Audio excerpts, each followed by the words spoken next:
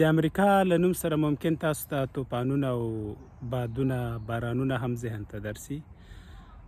په الاسکا ایالت کې یوه ونه وه، 400 کاله عمر یې درلوده. 14 ځلې تندر ورباندې غورځېدلی و او 140 ځلې طوفانونه ورباندې راغلي وو، خو دا ونه بیا هم همداسې دنګه ولاړه وه. دا خبره ما د یوه ارواپوه په کتاب کې لوستلې ده. دی وایي دا ونه همدې 14 تندرونو او 140 طوفانونو یا 400 کاله عمر ونه نړوله، بلکې په منځ کې چینجیو او وینو یا پیو له منځه یووړه.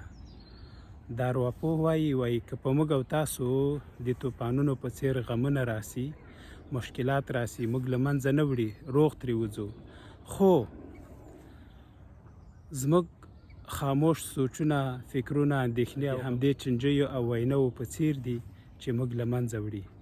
نو که څه در پېښ سو، د خفګانو، د غمو، هغو نه تاسو په امن کېږئ او ژوندي ترې وځئ. اما بدبختي دا ده چې که تاسو هغوی ته ځورېږئ، همداسې لکه دا ونه چینجي له منځه یوړه، داسې دغه سوچ، خفګان تاسو له منځه وړي. کوشش دا کوئ چې تیر په هیر او د راتلونکي ښه ژوند هیله وکړئ.